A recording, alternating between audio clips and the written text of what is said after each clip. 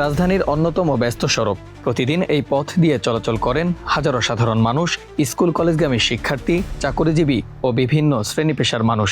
কিন্তু পথচারীদের জন্য নির্মিত ফুটপাত এখন দখল হয়ে গেছে অবৈধ ব্যাটারি চালিত রিকশার চার্জিং পয়েন্টে। ফলে চরম নিরাপত্তা ঝুঁকিতে পড়েছেন পথচারীরা।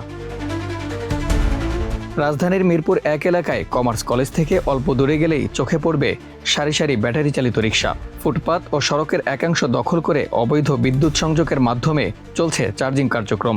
এলোমেলোভাবে ছড়িয়ে রয়েছে নিম্নমানের বৈদ্যুতিক তার, কোথাও খোলা অবস্থায়, কোথাও আবার জোড়াতালি দিয়ে টেনে নেওয়া হয়েছে বিদ্যুৎ সংযোগ।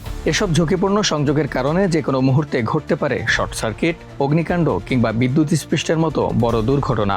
বিশেষ করে বর্ষাকালে ভেজা পরিবেশে এই ঝুঁকি আরও বেড়ে যায়। সবচেয়ে উদ্বেগের বিষয়, চার্জিং পয়েন্টগুলোর ঠিক পাশেই খেলাধুলা করছে ছোট ছোট শিশুরা। অসতর্কতাবশত খোলা বৈদ্যুতিক তারে স্পর্শ করলেই ঘটতে পারে মর্মান্তিক দুর্ঘটনা। একই সঙ্গে প্রতিদিন এই পথ ব্যবহার করা স্কুল পড়ুয়া শিক্ষার্থীরাও পার হচ্ছে একই ঝুঁকির মধ্য দিয়ে।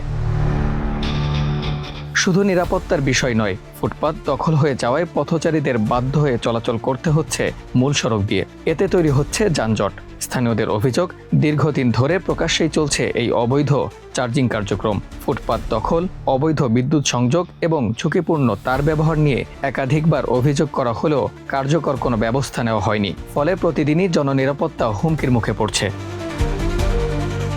অবৈধ বিদ্যুৎ সংযোগ ও নিম্নমানের বৈদ্যুতিক তার ব্যবহার শুধু আইন লঙ্ঘনই নয়, এটি জনজীবনের জন্য মারাত্মক ঝুঁকিপূর্ণ। তাই বড় কোনো দুর্ঘটনা ঘটার আগেই এসব অবৈধ চার্জিং পয়েন্ট উচ্ছেদ, অবৈধ বিদ্যুৎ সংযোগ বিচ্ছিন্ন এবং ফুটপাত পথচারীদের জন্য উন্মুক্ত করার দাবি জানিয়েছেন স্থানীয় বাসিন্দারা।